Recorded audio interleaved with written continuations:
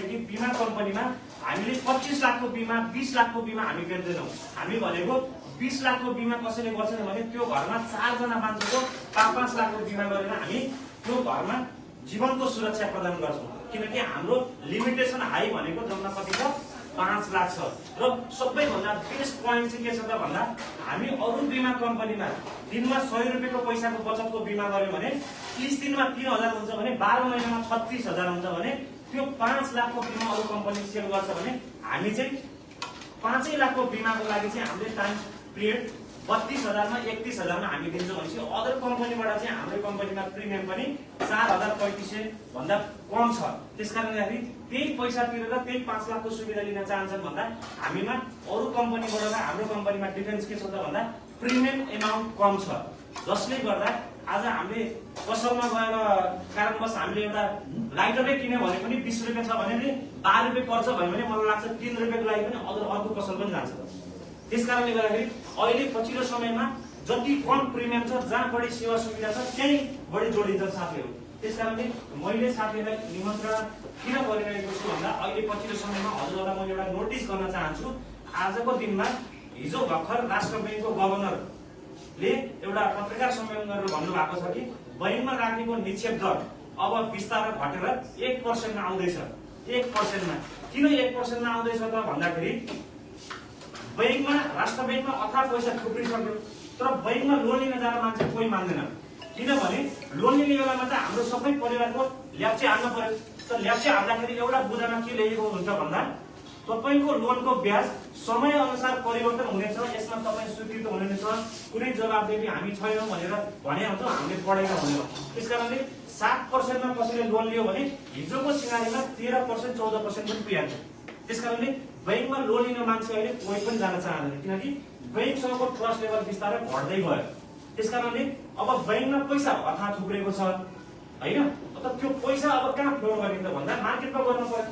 मार्केटमा गर्नको लागि त अब कसैले लोन लिँदैनन्। त्यसकारणले गर्दाखेरि चाहिँ अहिले पछिल्लो समयमा बैंकको निक्षेप दर अहिले बिस्तारै घटेर एफडी पनि घटेर 3% 4% मा आछ। अब भोलिको सिनारीमा हेर्ने जाने हो भने हामीले घरमा राखेको श्रीमतीहरुको सुन या भाउजूहरुको सुन बैंकमा राख्यो भने जसरी सुन हामीले सुरक्षित राख्नको लागि पैसा बैंकमा तिर्छौं त्यसरी नै हामीले राखेको 5 लाख रुपैयाँ पैसाको ब्याज चाहिँ अझ बैंकलाई तिर्न पर्ने सिनारी आउन पनि सक्छ किनभने मार्केट त्यस्तो छ। त्यसकारणले त्यो मार्केटलाई एनालाइसिस गरेर हेर्दाखेरि चाहिँ अहिले पछिल्लो समयमा हामीमा के एउटा फ्रुट छ कि डाक्टर साहबले भने जस्तै हामीमा ग्यारेन्टी बोनस चाहिँ कति छ त भन्दा 5% ग्यारेन्टी बोनस छ। भनेको 15 वर्षको बिमा गरेर 5% पनि पाइयो। प्रत्येक वर्षमा 5% को दरले इन्क्लुड हुँदै हामीलाई बोनस क्याल्कुलेसन गरेर आउँछ।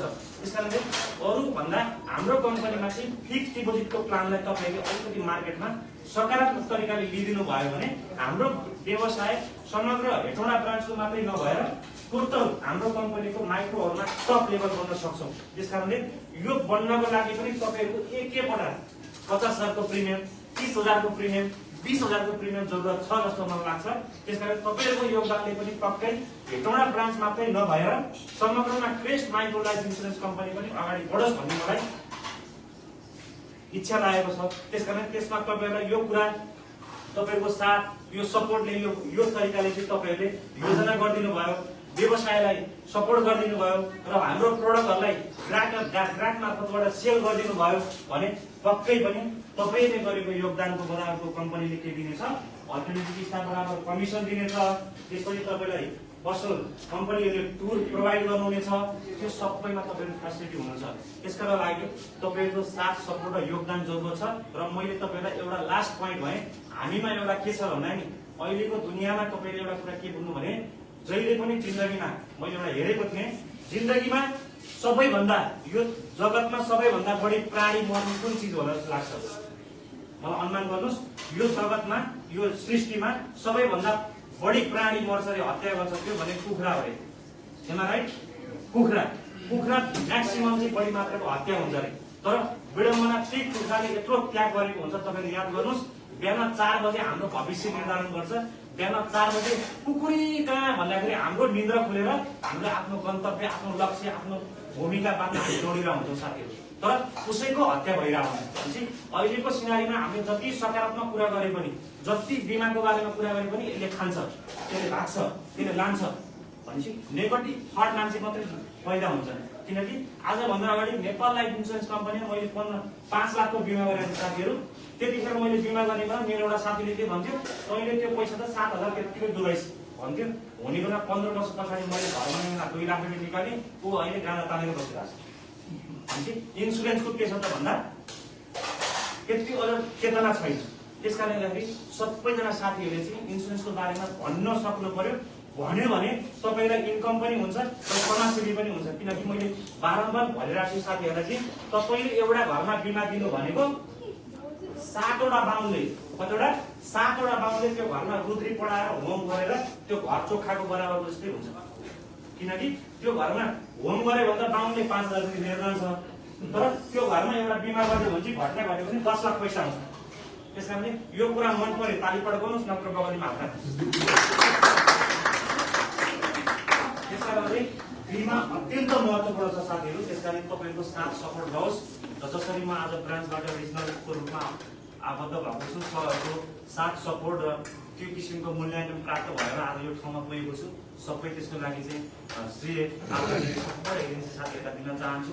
र अबको फ्लोर र यो व्यवसाय, यो बिजनेस वास्तवमा राम्रो हो कि होइन त, यो व्यवसायलाई अगाडि बढाउन के गर्न सकिन्छ त, यो व्यवसायमा अझ हामीले कस्तो खालको प्रोडक्टहरूलाई ल्याउँदाखेरि, कस्तो खालको मार्केटमा कस्तो खालको प्रिमियम गर्दाखेरि, एजेन्टहरूलाई कस्तो खालको स्किम निकाल्दाखेरि अझ तपाईँहरूलाई फाइदा हुन्छ लगायत यसका सबै विषयवस्तुहरूलाई चाहिँ केन्द्रित गरेर छोटो मिठो मन्तव्य गरिदिनुको लागि यस हाम्रो ब्रिज माइक्रो लाइफ इन्सुरेन्स कम्पनीको टप हाम्रो बिजनेस हेड आदरणीय रेस्पेक्टेड दिनेश सरलाई हार्दिक अनुरोध गर्न चाहन्छु। सम्पूर्णलाई फेरि पनि नमस्ते। लगभग 90% कुराहरू हाम्रो अझै सरले गरिसक्नु भएको छ होइन। र फेरि टाइमलाई पनि एकदम ध्यानमा दिएर म धेरै पनि बोल्ने छैन तपाईँहरूसँग। त्यो त आज अझै टाइम पनि त्यस्तै राखिदिनु भयो। एक त 3:30 बजे पछाडि गर्नुभयो।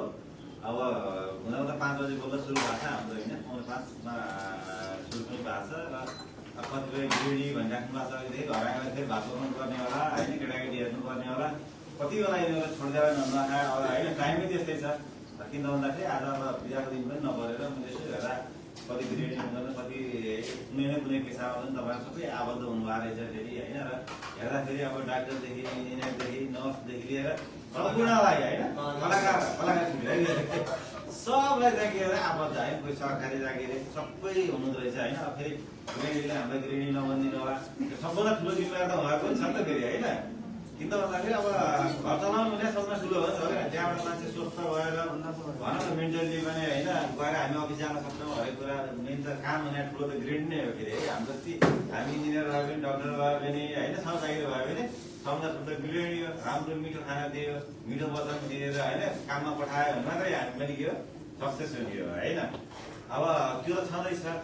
अब म आज अलिकति तपाईँहरूलाई हामी जुन माइक्रो इन्सुरेन्स छ, लघु बिमाहरू जुन नेपालमा अहिले लाइफमा 3टालाई दिएको छ, एकदम किन आवश्यकता पऱ्यो त यसको बारेमा म अलिकति तपाईँहरूलाई भन्छु। इन्सुरेन्स पहिले 10 वर्षदेखि, कोही 15 वर्षदेखि अभिकर्ता बनाएको छु भन्नुभएको छ। तपाईँहरूले धेरै कुरा बुझिसक्नु भएको छ। तपाईँले यो अलिकति लघु बिमाको तपाईँहरूलाई नहुन सक्छ। यसको आवश्यकता किन पऱ्यो त भन्दाखेरि हाम्रो यो नेपाल भनेको पहाडी दुर्गमदेखि लिएर होइन, निम्न वर्ग पनि छ, उच्च वर्ग पनि छ नि त होइन। सम्पूर्ण के अरे वर्गलाई मध्यनजरमा राखेर जस्तो नेपालमा एउटा डाटा हेर्ने 10-15% भन्दा माथि मान्छेहरूको त बिमा भएको छैन।